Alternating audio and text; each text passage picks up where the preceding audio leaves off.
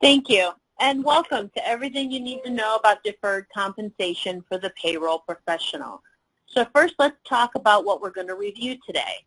So we're going to start understanding qualified pension and profit sharing plans. So this is IRC, Internal Revenue Code 401A, which is two different types of plans: deferred benefit plans and deferred contribution plans. We're going to talk about all kinds of different types of deferred compensation plans, such as 401K, which is cash or deferred arrangements. We're going to talk about tax-sheltered annuities, 403Bs. What are those? Deferred compensation plans for public sector and tax-exempt groups, which is the 457Bs. And employee-funded plans, which is IRC 501C18D. I'll have a brief overview of some other plans and what a non-qualified deferred compensation plan means and what is around that if you have more than one type of plan.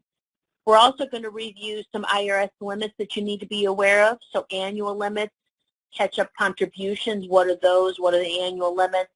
IRS limits and concerns, and then finally discrimination testing. And then hopefully at the end we will have some time for question and answers. If we don't, because of the late start today, please note within your handout on the last slide is my email address.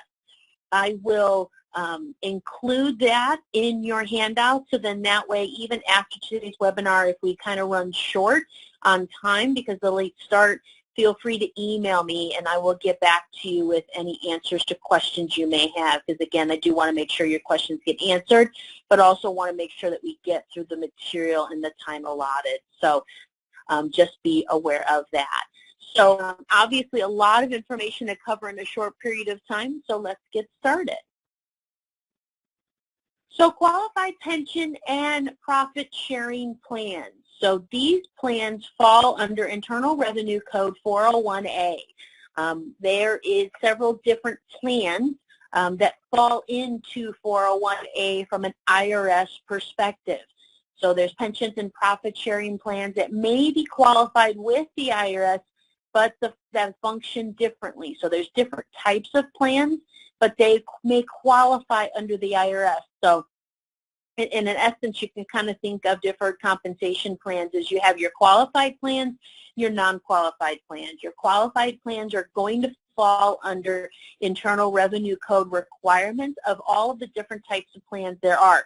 And that's why throughout this handout I give you all of these Internal Revenue Code numbers, so then that way you can reference back and kind of understand how, some of these plans got their name. A lot of us know, 401K, but we don't understand that, that actually came from the regulation IRC 401A, and then 401K falls under that type of plan based on the IRS requirements that that plan meets.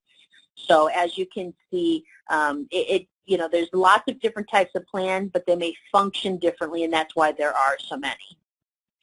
The goal is a pension plan provides income to an employee upon retirement, usually payable over a certain number of years, typically employee's life. So, the employee retires at 70, 75, and then they're going to start pulling from those types of plans.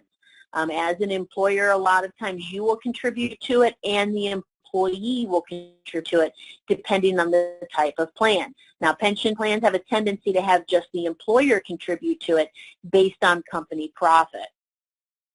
Profit sharing plans allow for an employee to share in the company's profits as a retirement plan. So if you have like a profit sharing type plan, that is saying that as the company profits, that they will share those profits with their employees in their retirement plan, so then that way they can use them for future retirement. Pension plans can be defined as two different types of plans according to the IRS under this IRC code 401A. One is a defined benefit plan. So what is a defined benefit plan? A defined benefit plan provides a